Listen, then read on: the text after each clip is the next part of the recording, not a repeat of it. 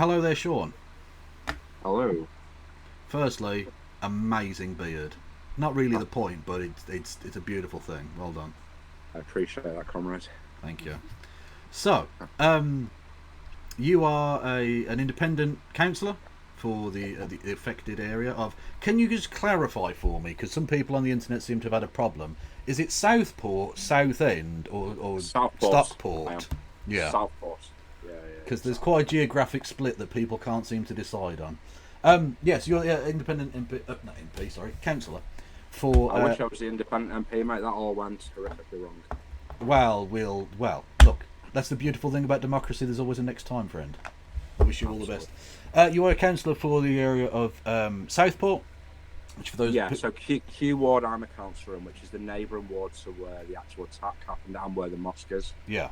Which was attacked last night. And yeah, I was an independent parliamentary candidate up there. Right. Okay. Do you want to give us I don't know a sort of outline of events as you understand them to the best of your knowledge at the moment? With regards to the sort of chaos last night, or Well, yes, I suppose so. Obviously, I think we're all aware of the unfortunate stabbing incident that seems to have taken place, and condolences, of course, to the family and friends, and did the area in general. But yes, in terms of the chaos from last night, where people seemingly from outside the area turned up and decided to try and make hay out of the situation. yes. So I mean, I was kind of aware of it through the social media stuff a little bit earlier. Mm. You see the far right starting to organise across different sort of channels.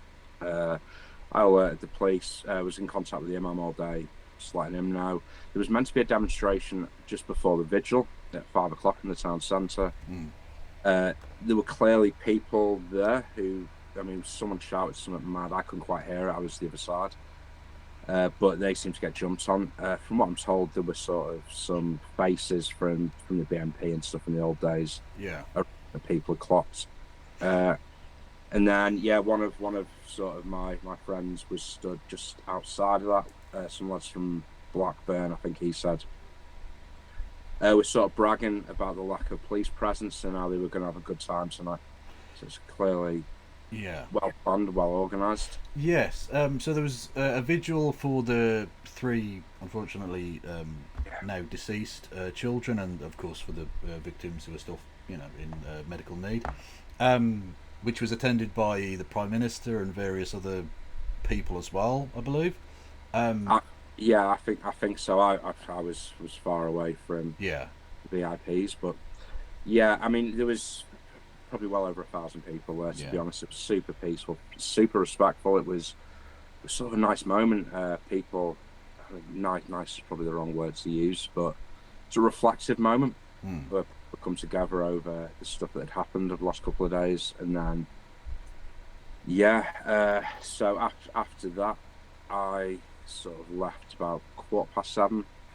Drove past the mosque, and you could sort of see a load of these lots sort of forming up in a couple of different areas, so it wasn't too noticeable, although it got pretty noticeable pretty quick how many were there.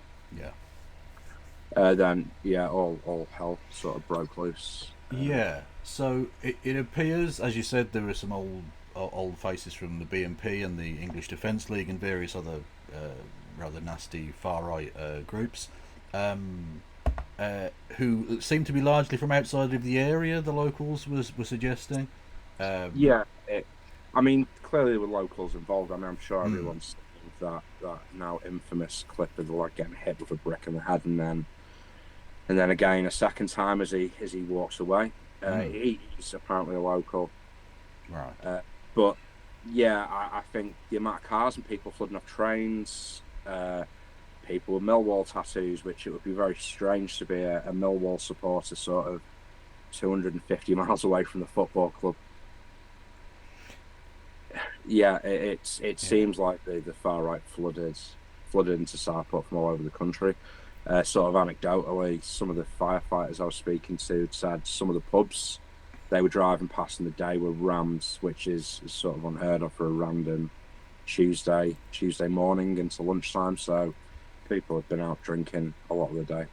Yeah, drunkenness and possible use of other substances seems to have been a significant factor in all of this as well.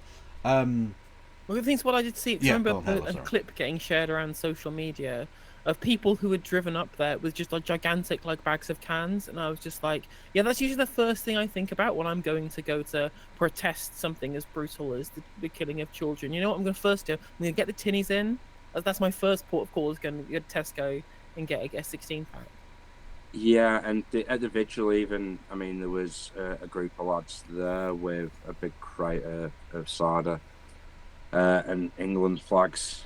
So, I mean, my wife's actually ended up all over social media because she approached them, told how disrespectful it was. It wasn't the place to have your England flags on. So they were filming her and trying to get into it with her a bit. That sort of calmed down a little bit. But Was she the woman with the sign, by any chance? No, was that a different part? Okay, that's fair enough. Well, clearly, many of the fine female denizens of the area are of note, and well played to them. Yes, so, I mean, where do you even start with this? I mean, look, as we said, drink and drugs were clearly a part of this. The man you mentioned who got hit with friendly fire in an unfriendly place, he was seen jumping about and sort of almost celebrating minutes before, and goading the police and stuff. And you think, I don't even really know what the motivation outside of wanting to fight was for a lot of these people. But clearly, unfortunately, Islamophobia and racism, stoked by conspiracy theories online, seem to have been a major factor in all of this.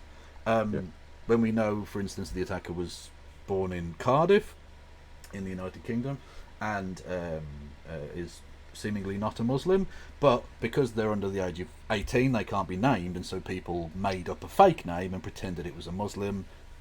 You can see how that goes. I mean, I wonder how people in the area are just sort of reacting to the whole thing. Like, I mean, what's the local feeling about the? I mean, I can talk about that very, very well. I mean, my wife went down to the mosque earliest this morning, about 8:30. I accidentally slept through an interview with Good Morning Britain this morning, so I don't think they're super impressed with me. But you came on the big show. It's fine. Sod them, mainstream media, you know. Absolutely. But so yeah, we went down to sort of the area where the rioting had taken place last night, and there were already 50, 60 people there cleaning up throughout the day. Hundreds of people have been down there since early in the morning, and I think that shows you what the town is. It's people came together. I mean, I've shared some videos on my Twitter before. There's companies went down, they've rebuilt the wall outside the mosque that was torn down. You wouldn't have known anything had happened by about 10 in the morning. It was just spotless again, and I think that's what the town's about, not what these fascist thugs are trying to make it into. And it won't be accepted. I mean, I've seen another picture on social media where someone's put a banner up by the train station putting "Just go home, we don't need you here." So it's not the place for hate, and that stop attacking our police officers and all that sort of stuff. And yeah, I don't think it's going to stick, although I would be very surprised if they do leave us alone. I think with the amount of spotlight on this nationally and internationally, and all that, I think that, and the absolutely brutal murder of 3 innocent young girls and the rest who are in hospital, as well as the 2 teachers, it's just disgusting that they would capitalise on such tragedy for their own political aims. I mean, you hear them shouting terrorists. Well, what is terrorism if it isn't using violence for political gain? And I would argue absolutely that the far... Well, would you then echo? I saw a former military intelligence officer being interviewed today saying that groups like the EDL should be designated as official terrorist groups for the government. Hamza Yusuf said this too. Yeah. I don't disagree with that, because they're quick enough to start prescribing other organisations or threatening to do that. I think it's tinkering around the edges. I think we need to address people's material needs that sort of leave. I mean, the organisers of this, I think, are going to do what they do and be like that anyway, but they haven't got foot soldiers if people aren't in desperate need and turning to that narrative of fear and hate. I just don't. I think you suck the oxygen out of them by actually having policy and political choices that don't leave people starving and wondering who's to blame. Well, exactly. Yeah. I mean, this is a point that Helena and I make regularly about the way to drain the swamp is to make people's lives better. If people have decent opportunities and good schools in their area, fascism dies on the vine. That's what happens.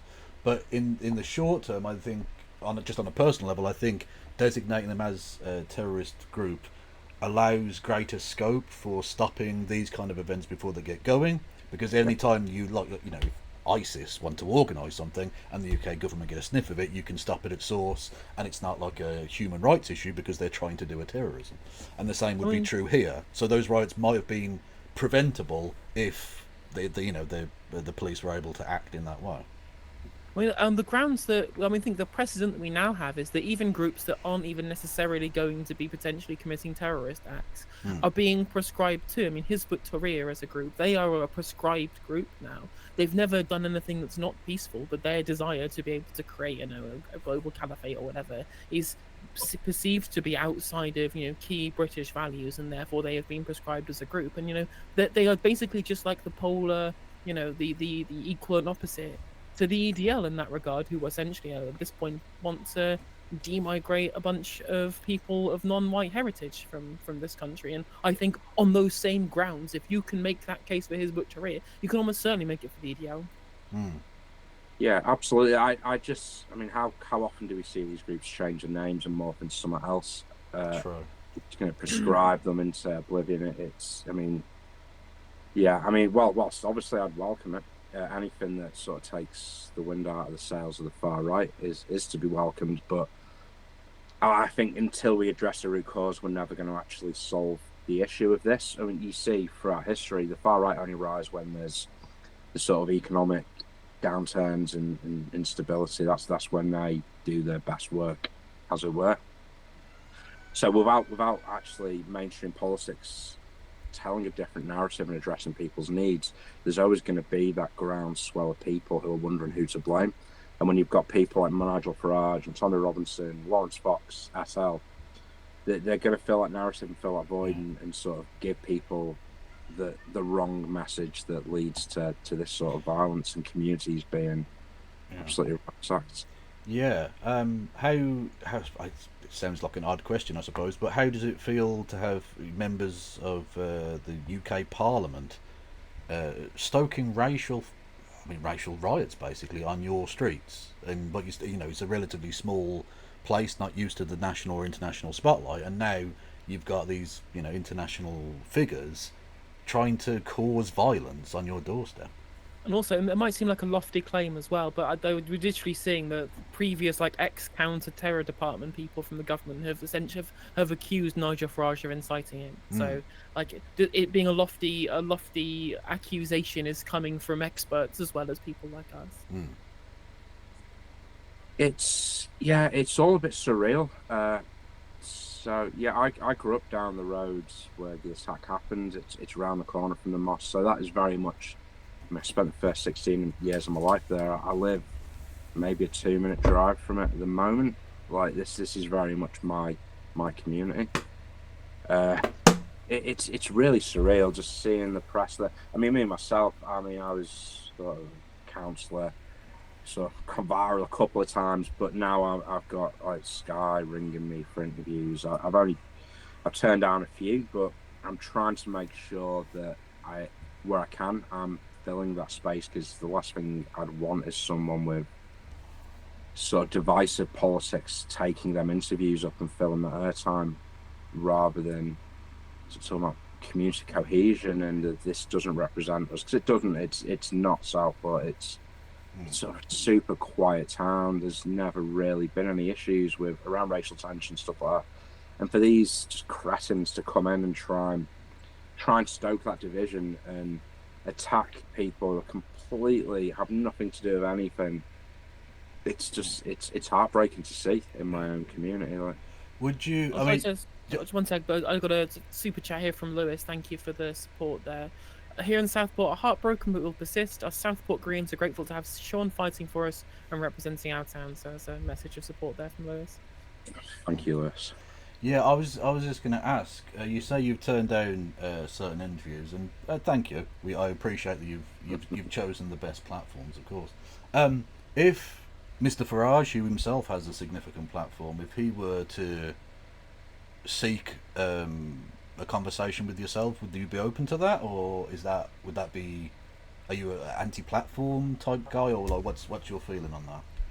I think it depends what benefit we can get from it.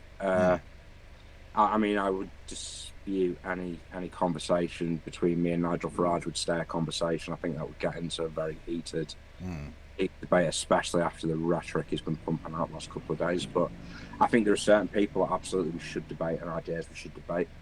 And there are certain people that we just starve them of oxygen and hopefully their message goes. Nigel has probably got too big of a platform for little old me to starve, but I don't know. It would depend on the format and if it's sort of in good faith and stuff like that. I'm not going to be dragged into somewhere to sort of be pilloried and sort of made out to be some far hard left lunatic. I just give a shit about my community. I'm not here to give credence to that nonsense. So, I mean, if you had a message for not just Nigel Farage, because obviously it's wider than that, but if you had a message for people like himself in those positions of kind of media clout, and they're stirring the shit in your area, what would that message be?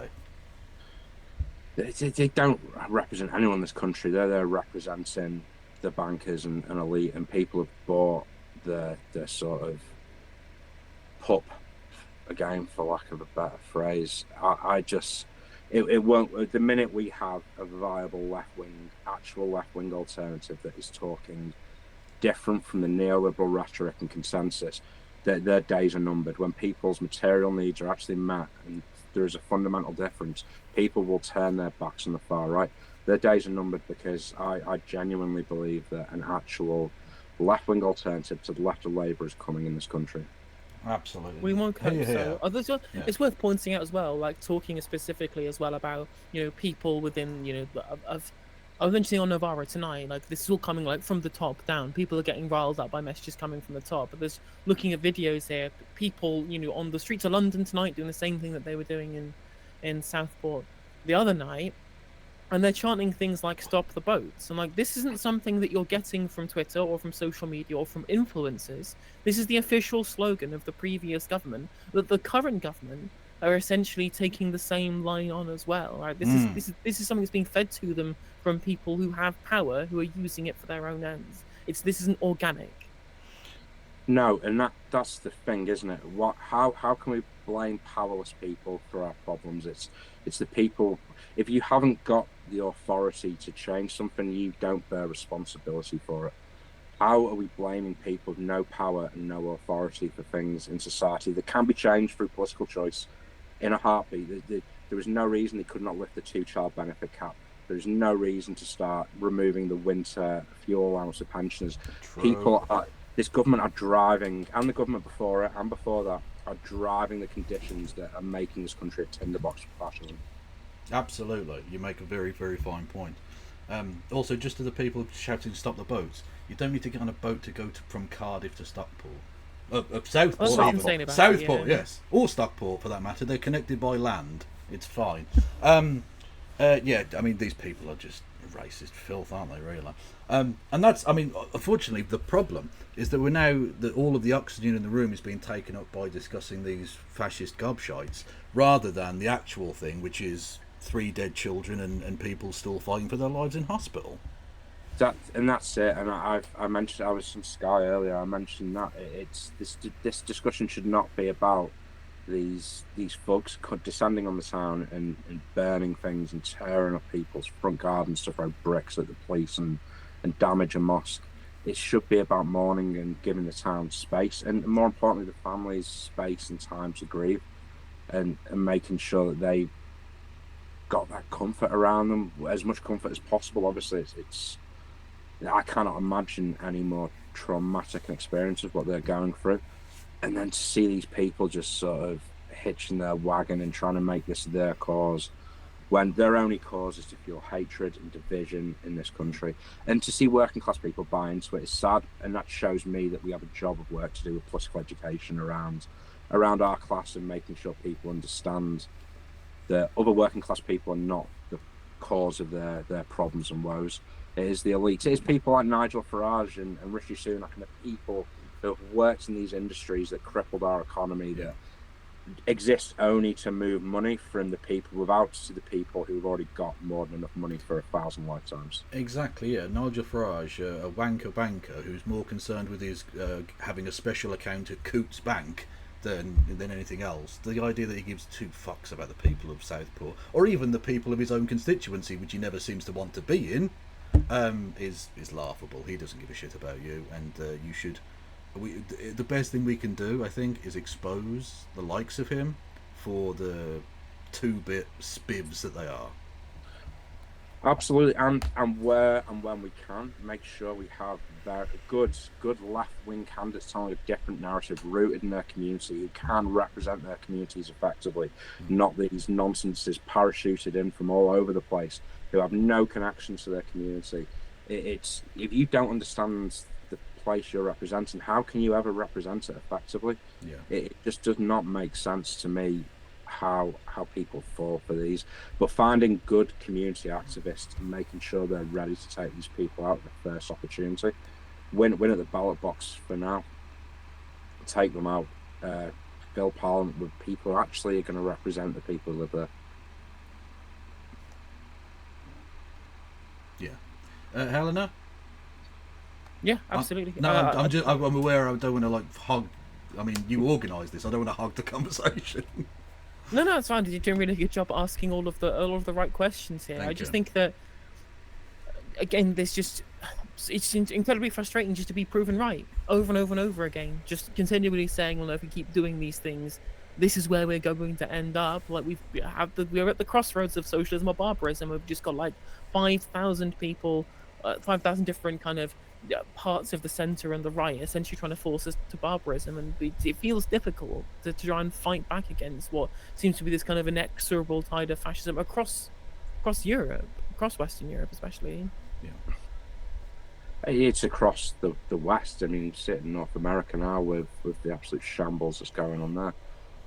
Both, I mean, the USA, Trump's likely going to get elected, I would say. Yeah, I mean, I hope not, obviously, but it's everything's pointing to that, and the sort of sweeping of the board with the far right across a lot of Europe. It was heartening to see the French get the shit together and sort of finally sort of knock them down to third, but it's terrifying. It's what do we do? I don't feel the foundations are in place. I think Thatcher did such a good job of crippling the trade union movement, that sort of hub of political education and collectively organising just isn't there at the level it needs to be, and the far right are coming quick. Yeah, it's also incredibly tilting that for all of the months and months that people have been peacefully protesting about, what's going on in Palestine, in cities across the country, minimal arrests, no property damage was being done, or at least not on a particularly noticeable scale. And this happened week after week after week. And we were branded hate marchers, we were branded anti-Semites, we were branded enemies of the nation, enemies of the state, and to the point at which a government minister sicked a far-right mob against us. And we'd never got to the point of it becoming like a riot, and yet we were demonized throughout the press. And yet this thing is happening. One piece of misinformation about a fake Muslim person that doesn't exist, and suddenly we're seeing mosques being pelted with bricks. Well, I think it's very interesting timing that only last week, for the heinous crime of maybe getting in the way of some traffic, people received 5-year prison sentences. It'll be interesting to see the kid gloves with which the system treats these actual terrorists. Yeah, I mean, I think it's not that difficult to understand why this sort of stuff happens, because the far right, as much damage and stuff as they do, they don't fundamentally want to change the system we live in. They don't want to fundamentally change the economic model. that the lefts do, and that represents a threat to actual power structures in the favour of us. We don't need to do it violently, but they will make it violent because for them, maybe not having the lifestyles that they've become accustomed to is terrifying. They don't want to live like the rest of us. They don't want to. I mean, none of them know what it's like to struggle, to worry if you're going to keep your kids fed, keep the rent paid. It's so, yeah, I mean, if it's a bit of damage on the street, I imagine they'll put up with it. But like you said, Kevin, again, they just stop oil up for the sin of maybe talking about potentially protesting. You're seeing 5-year prison sentences for what is in sort of essence trying to make sure we don't all either burn or drown. It's mad. Yeah. Oh, absolutely. Yeah, It's ridiculous. absolutely. Yeah. It's ridiculous. The thing as well, I was I've completely forgot what I was going to say. Sorry, ignore me. No, that's fair enough. I was just going to move on slightly to, I suppose, a slightly happier top part of the story. That for all of the damage that has been done, both in terms of the physical damage and the potential reputational damage, the town, I think, comes out of this looking really rather good, because as you sort of hinted at the start, they've rebuilt the wall outside of the mosque. Much of the damage that has been done has been swept away, and life seems to have gotten back to some semblance of normality pretty damn quickly, considering the events. That honestly certainly gives me a great deal of pride as a person from this country, and I think it must surely on a local level and as a councillor give you a lot of pride that your community has such resolve within it. Yeah, massively. I think that is seeing that happen this morning, and it shows you that the collective community sort of cohesion will always beat any of the far right's rhetoric and their hate. Communities will come together, and I'm so proud of my community here. It was incredible to see. I mean, I was terrified last night. I was speaking to the imam while he was in the mosque. And yeah, fearing for the worst, and then arranged a few people to get down this morning and help out. And I mean, to be honest, by the time we got there about 8:30, most of it was done, which again shows just like the incredible sort of nature of where I live.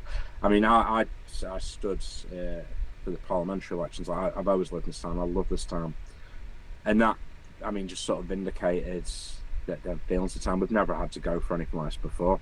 And seeing that this morning made me feel with pride, absolutely. But yeah, and there's, like I said, there's a video before I showed the guy who built the wall. He said, the far right come again and knock it down, we'll just rebuild it again. And I think that resolve demonstrates that although they're not welcome here, they come back. We will push them back where we can, and we will rebuild when they leave the trail of destruction. I do think what it has done is people maybe sort of on the verge of being supporters of that sort of rhetoric have seen it's just fuggery, and that will turn a lot of people off. Yeah, but the community is incredible here, and hopefully they just leave us alone and the families can get on with grieving and mourning their babies, and the rest of us can sort of collectively hopefully try and look after them. Yeah, absolutely. But like I say, I feel under the need to tell you that I think a lot of people, myself included, around the country, who maybe even hadn't heard of your town, have a much more positive view of it and of that region more generally because of the reaction to this. Like you say, I mean, I'm going to put it in a way that's maybe a little bit off colour, but when a cockroach infestation happens, the best you can do is sweep it away and repair. And that's what you seem to have done really rather well, and I think that's much to your credit. Oh yeah, it's believe me, it's not me. I've been sort of pushed into the media with all this. I think because of the recent parliamentary elections, and I've been told the Labour lot. I've been told they can't speak to the press, so it seems to have fallen on me. Why? But do you know why they've been told that, or is that not to be speculated on, or what? I mean, I'm out of the loop now on that. Yeah, I have no idea. It's.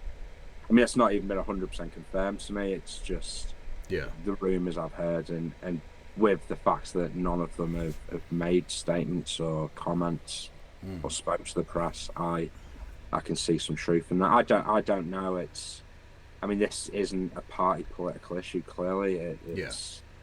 And I've called a few times that all Southport councillors, regardless of what rosette we were at election time, need to come together now and make sure there's sort of plans put in place so we can efficiently and sort of the best we can look after the families and the community around there, make sure that we're not allowed to be broken. Yeah. So in terms of community cohesion, is there obviously the mosque exists? Is there a large Muslim population in the town, or I mean, what's the kind of makeup there? Not really. I believe not 1.5% of the population. So. Oh really? Okay, so not a lot at all. Yeah. No. But there's been a Muslim population in the town for forever, as long as I've known. It's not the most diverse town, but yeah, I think it's people. There isn't really any sort of divides in the community. Everyone just gets on. It's not like there's sort of people broken up into different parts and not getting on with each other. I think everyone just comes together and gets on with life. I've never really felt any racial tensions in the town. Oh, that's well, obviously very good, but also very interesting.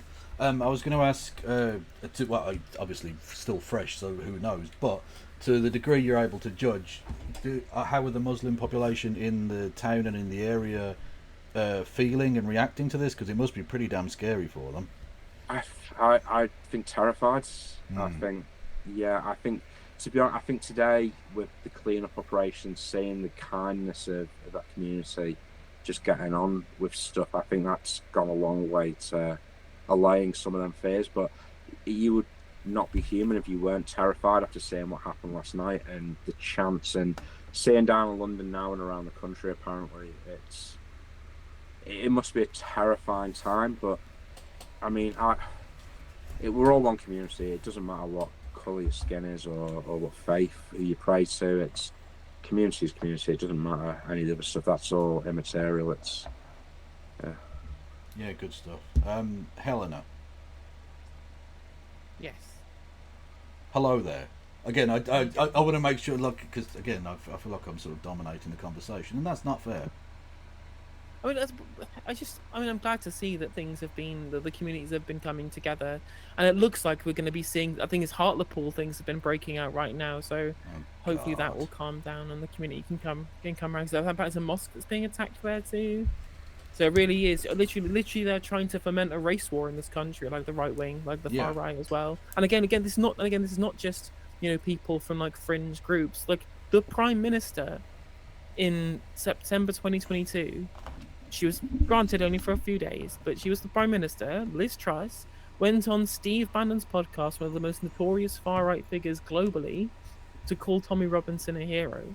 Like, these people are deeply within our political class, and they have gotten us to this point. And not obviously the rhetoric in terms of like the racist rhetoric is there, but obviously their policy is what's gotten us here too. Talk about material conditions, right? And when the state clampdowns, the use of quote unquote law and order as a justification for kind of the draconian things like the police and crime bill or the public order bill, and then they're using that against people who are trying to turn that around the material conditions, and they're not using it against those who are doing what we're seeing all over social media over the last 2 days. Absolutely. The far right don't challenge the narrative. They're not challenging the sort of economic status of the rest of us. It's not something they've got to worry about long term. It's a flash in the pan sort of thing for them. It's terrifying for us. But it's hard to see how this is going to be addressed by the current government. I mean, I certainly hope it is, but I just don't see how they do it with the sort of knots they've tied themselves in over fiscal plans and stuff like that. Oh my god, absolutely losing my mind. You should have seen me get absolutely furious about it as soon as like we heard about the cuts to the winter fuel payment, and cuts to like local rail lines and hospital capital investment plans, just like things that are just dumb on their face. If we were trying to have the biggest growth, for example, in the high sustained growth in the G7 was cutting capital investment projects, especially things like the railway renovation lines, the railway reopenings, which is supposed to be in like the kind of left behind communities that Labour should have been standing for and had kind of, again, completely lost the trust of during the Blair administration, because these deindustrialized towns, they don't have their rail lines anymore. These branch lines were all closed. Boris Johnson promised to reopen them, and these are some of the capital programs that have been cut back on that could bring life back into these communities, and that's just not going to happen anymore. Like they're digging their own grave. Absolutely. I mean, Southport's suffered from that as well. There's the Berska curves, which is a small bit of line, which if you reopen gives us a direct link up to Preston, which is mad that we have no direct link to the close. Sort of Liverpool and Preston are about the same distance away. You can get to Liverpool super easy. Preston, you've got to get like a bus, and another bus, you're going to go the other side. But if you open that small bit of line, you've now got a direct link up to Edinburgh from Southport. As a coastal tourist destination, how much more money could that bring into the local economy and sort of stimulate jobs and stuff? Because it's hard, yeah. And as sort of discussed, it's the perfect breeding ground for this kind of far right hate. I think we've seen a lot of, and it's not obviously not just north of England, but as we're discussing that tonight, those kind of the red wall towns, which I suppose Southport would be the kind of western extremity of. Um, they've now been let down, or seemingly will be let down if this continues, by both the Boris Johnson government, which promised investment and levelling up, and however dishonest that was a thing that people in the north of England bought into and wanted. They wanted expenditure, they wanted public expenditure to try and revitalise the economy. They wanted things like HS2, which were promised and now probably won't be delivered. Certainly to the north of England anyway. And now the Keir Starmer government, having not really promised all that much, but at least seemed like they might bring some change. When both of the major political parties are disillusioned and you see the likes of reform on the rise, it's the perfect breeding ground. It's the perfect swamp from which these kinds of monsters arise. And cutting back even further, doing another round of austerity, but this time with a red rosette on it, is almost the perfect designed plan to allow the far right to continue to grow. I mean, they literally ran on the election campaign with a massive sign saying "change." Yes. Like the single word "change" was their election slogan, and if all they deliver is more of the same and nothing actually fundamentally changes, then yeah, of course we're just gonna go. Literally, it wasn't like the Conservative government in the run up to 2010 that fermented the BNP as a force in this country. It was the failures of a Labour government to do the things that you would expect a Labour government to do. And of course, we're seeing the kind of things we're seeing right now is because of Conservative failures are slightly different. But with Labour in power doing the same things, and as you say, nowhere else for them to turn other than the far right, which is why we need kind of a nascent far left, or I guess proper left wing anyway. I'd rather be far left, but any kind of proper left wing force to challenge Labour. And I think, Sean, you're right, that needs to happen sooner rather than later. Yeah, I think what we've allowed to happen is the Overton window just to be dragged kicking and screaming off the deep end of the right. And yeah. Where you've got now, I mean, the amount of times you hear people, oh, Corbyn was a communist, like it's centre left at best. Like, come on, this is just absolutely ludicrous that we're allowing the far right to have this narrative. I mean, BNP leaflets from back in the 80s, 90s are just normal sort of right-wing party rhetoric now. I mean, I've seen some Labour leaflets that don't look that dissimilar to them. Well, sorry to cut you off, but yeah, when Nigel Farage during the recently past general election said that it something like he wasn't like the BNP. No, he's not like the BNP. He is the BNP. His policies are exactly. If you go back and read the manifestos of those early 2000s BNP elections when they won a couple of MEP seats, didn't they? Andrew Bronze and Nick Griffin, who now I believe lives in Hungary. What a patriot! Anyway, just like Tommy Robinson, the patriot on the Costa Brava. If you look at their policies, they're basically the same policy platform as reform. They're the same policy platform as the right of the Conservative Party. And even though the Labour Party have done, I think, a few good things, like getting rid of the Rwanda thing and the Bibi Stockholm, the reason they're doing that isn't fundamentally that they want to challenge the paradigm that immigrants bad or brown people bad. It's that it's cost ineffective. So they're going to do blitzes on illegal workers and stuff. And it's the same nonsense, and that's how, like you say, the Overton window gets dragged so far to the right that it doesn't represent the people of the country at all.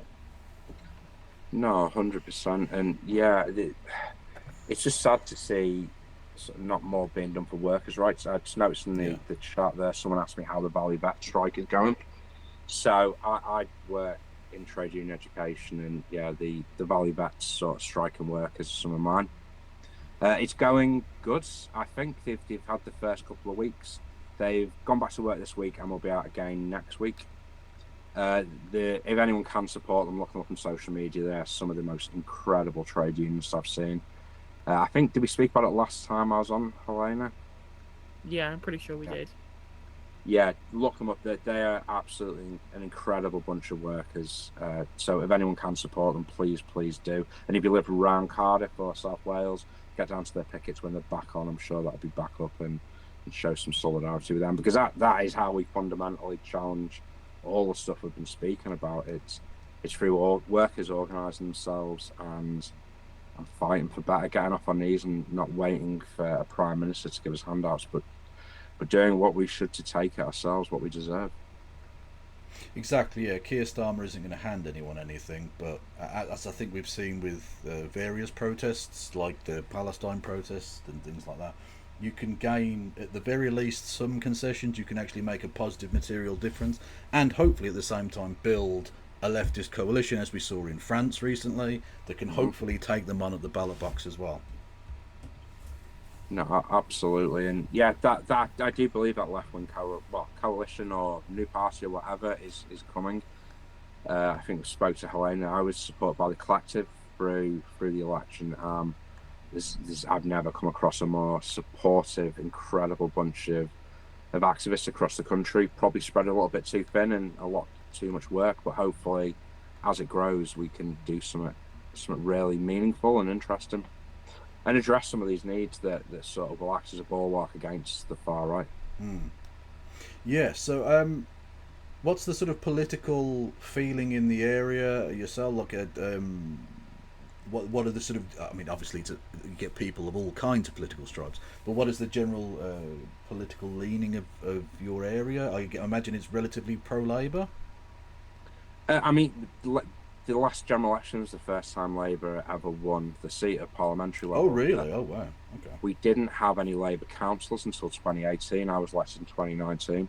Oh, wow. So this is new territory. I mean, I think the messaging of them years broke through. The Labour candidate won with less votes than we got in 2019. So I don't think it's any sort of mad sort of enthusiasm for Starmer and his sort of platform. So, but a microcosm of the country at large, Labour won, but no one's really that thrilled about it. Southport's a weird one because it usually bucks the national trend. It doesn't usually go with the rest of the country. It's interesting, but yeah, I think it's very, very mixed. So the ward I represent is very working class. Super great community. Like I absolutely love being a councillor. The sort of community are brilliant. I have had very little shit from people over the years. It's been super positive experience being a councillor. Awesome, yeah. So you're an independent. Is there a political party you see yourself at some point joining, or would it need to be a new political movement? There may be a new political party coming around the corner that I would see myself fitting in with. Oh, okay. Cards close to the chest. Okay, I respect it. Okay. But yeah, no, I mean, I'm happy to work with anyone. I've spoke with the Greens and stuff. I'm more than happy to work with them and other sort of groups of left Labour. It's delivering for people is what matters. I'm traditional trade unionist. I came into politics through leading a strike back in 2017 myself, and then becoming heavily involved with the trade union movement. For me, the Greens, although there's a lot of it that's brilliant, I struggle to see how that voting coalition can hold over a long period of time with sort of rural people who are furious at things being built and sort of urban eco-socialists. It's, I don't see myself fitting in there, and that's the beauty of being independent. I can work with whoever I want at the moment, and it's kind of been nice and freeing to do that. Yeah, that's fair enough. I didn't want to start any beef with you and Helena, but you know, just... No beef, comrade. Yes. So, if you had, I don't know, a message of hope or a message of like positive action, what would you suggest for people to do to combat the rise of the far right? Obviously, we've talked about the bigger issues of public spending and opportunities and economic development and all the rest of it. But what can an individual do? Like you say, we can't necessarily rely on political leaders all of the time. What can we do as the people to tackle this rise? It's just first on that. I mean, even as a politician, someone in politics, you can never rely on politicians to fix your problems. We only move when people move us. Yeah. But I think organising communities, getting involved in community groups, bringing your community together, sort of organising at grassroots level if there's an issue in your area, get organised around that, demonstrate, get petitions sorted, cause chaos for politicians. That's how you move them into doing things. And that's how you build real strength. Once you can move people and they're terrified of you, they are going to move into your direction. I don't mean terrified in the sense of actually being fearful, but terrified of losing the seat at elections. I think MPs, councillors need to remember who they're representing, and it isn't the leaders of political parties, it's the communities they're supposed to represent. Yeah. And we do that best by collectively organising ourselves. Yeah, absolutely. Yeah, I think if anything from this election gave me real hope, was seeing the rise of those independents who took on some of the more rabid pro-Israel people and defeated some pretty big majority. I mean, Ashworth had 23,000 in Leicester, and that was Overton, which is just absolutely monumental. And it was beautiful to see, although I wish he would piss off and get off every TV screen imaginable. But it is a little bit like it's like a Truman Show bit. You just can't escape him.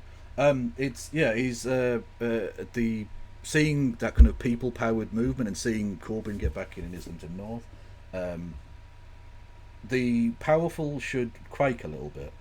The people aren't going to put up with the bullshit anymore, and I sense a growing positivity, along with obviously the growing negativity of the far right. There is a potential mass of people that can be reached. It's just putting together the movement that can reach them. That's the issue. I think the issue as well, electorally at the very least, is that obviously turnout at this election was incredibly low. It was the lowest turnout election since 2005, which are the two lowest turnout elections we've had, I think, in the post-war period. That's how low it was. And so the people that we can reach out to are people who are disengaged, people who think that politicians don't speak for them. In fact, in the run-up to the election, both you and I, Kev, we talked about this a lot, about the polling showing people feeling like nobody in politics represented them. Nobody represented their values, nobody looked out for them, and their trust in politicians was at rock bottom. If we can reach people, like plenty of people are already very party affiliated, they're very, very stuck in their ways, and who people who turn up to elections, but literally half the electorate didn't fucking turn up at the last election. And these are people who, in moments and flashpoints, if we've built bases, if we're rooted in communities, if people know who we are, if we're the ones whose faces that they see when, it's community pantries, or whether it's in things that we're doing for the area, even the kind of people who turn up, who are the ones like Martha Ali was trying to clear up the riots over in Hare Hills, or the people that you've seen out helping repair Southport yesterday and this morning. If we are the people who are there rooted in our communities, they will come to us when it comes to the election if we offer a positive vision. Those are the people that we can reach. Yeah, and it's not that difficult. Them community leaders are already there. They're already embedded in the community doing it. It's just giving them the confidence to stand for these seats and giving them the belief in themselves that these spaces aren't just for the elite or people who would claim to be elite. They're for working class people, and we need to empower ourselves and empower our own leaders. Yeah, I mean, I'm a massive believer in direct democracy. I was banging on all through my own election campaign about that, and I still believe in that, and I'm still going to continue to do that. I mean, I did my first assembly after the election, 2 days after the election. This isn't something that I was going to just have as a sort of gimmick for the election and disappear. But through those sort of meetings, natural leaders will emerge from within the community. And if it's someone you see every day, you're going to know that they're is invested in making sure the buses run on time. We've got proper healthcare. The schools are up to scratch. The potholes aren't everywhere in the road. We've got a good, thriving economy. If we're all invested in the places we live in, then you're going to trust the people next to you to look after you. True. Yeah, absolutely. Oh God. I suppose I suppose we did touch on it on the sort of Labour government more broadly. How do you think things have gone with Sir Keir Starmer so far? I mean, he's nailed his cause to the mast instantly by throwing people out for voting with a conscience and not starving children. I think that's abhorrent. It's. I mean, I can't envisage them being allowed back in. There will be other votes forced that they're not going to be able to vote with without looking like complete hypocrites. I think now's the perfect opportunity to go and join Jeremy on the independent side and start swallowing that and challenge Starmer, say, look, we're not going to put up with this, we're not going to play ball. Because if they sit back and kowtow to him, there's going to be every other person on the left there who isn't going to be able to vote with their conscience the next time there's an important vote like this. There needs to be a reaction and some sort of punishment for Starmer doing that. Otherwise, it leaves the rest of the left of what's left of the Labour Party just completely without any cover. Yeah. I think the potentially joining up with Corbyn is a good plan. I think that's definitely something to it because they'd have more MPs than Reform. They'd have more MPs than the Greens. If a couple of those independents, the kind of pro-Palestine independents as well joined, they'd be the fourth largest grouping in Parliament, which is not nothing. That's a base from which to build. Like I say, it would be more than the Reform Party has. And at least it would give them 5 years to be able to build and maybe maintain some of that momentum going forward. Yes. Because I'd also like to hopefully see there be maybe not an official one, but an unofficial coalition with Green Party elected representatives as well in those cases too. It's clear when you look at the kind of bills that they've co-signed in Parliament, these people are usually pretty ideologically aligned with each other on a lot of things. So hopefully that would be something that would happen too. I mean, personally, I would love there to be an official Green Left coalition. I just think that is unlikely to be able to pass through a Green Party conference, but yeah, we'll see. Yeah, and that's the sort of age-old problem, isn't it? How do you get the left to play nice together? It's true. That's why we can't have nice things. Well, that was the beauty in France. I didn't see that coming. They put aside ancient splits and differences, and leading the left is like herding cats. Someone once said, and I think it's absolutely true. But they were able to put that difference to a side in the face of a genuine and growing evil. It's just, how can we do that before we get to that stage? Why does it have to get so bad before we even do that? Yeah, it had the answers.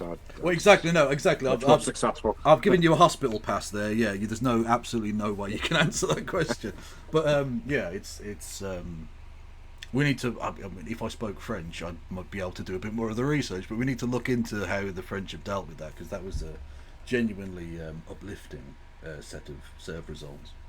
I think it's just like you said. It's a moment of extreme panic about what the far right have managed to do, and yeah, they'll come together. It's just how do we keep it together? I think we can come together in their moments. It's keeping the left together after that sort of battle's won and making sure we don't lose the war. True, very true. Helena. Yeah, I couldn't say fairer than that. I don't have much to add to that. No, that's very comprehensive. That's fair enough. Yeah. Any final thoughts? Any final messages you want to leave people with? Yeah, I think we need to remember that behind all these riots and all the nonsense going on around the country, there are 3 dead kids and more in hospital. They need to be front and center of this. we can't allow the narrative to be taken away from the absolute tragedy with the brutal murders that happened. And taking sort of warmth from the community response after the riots last night, that there is no place for this. And I think that only happens when the communities come together, and I think we need to get better at coming together as communities in this country and realising we've done it before. We did it through COVID. We can do it again in the face of this threat from the far right, trying to hijack these tragedies and just bring absolute chaos to our streets. Yeah, and like I say, if I can offer any solace whatsoever, it's that the nation's hearts go out to the victims and the community who suffered horrendously initially, and then obviously injury added on top of that with far right gobshites rioting. But also, you've come out of it looking very good as a community with your response to it, and you did yourself a lot of credit. Yeah, thank you. Like I said, I live in an amazing community in an amazing town. Yeah, absolutely. Here. Yes, where can people contact you? Because I'm sure you get a lot of love for your many media appearances and stuff. Yeah, where can people find you? On Twitter at Halsall Sean, so just the reverse of my name there. So HALSALLSEAN is the best. Awesome. Yeah. Thanks for coming on, Sean. We'll have to speak again sometime, mate. It's always a pleasure to have you, Sean. Yeah, you too, Helena. Thank you very much, and thank you, Kevin. Take care, everyone. Much love. Take care, comrade. See you later. Bye-bye. See you, mate.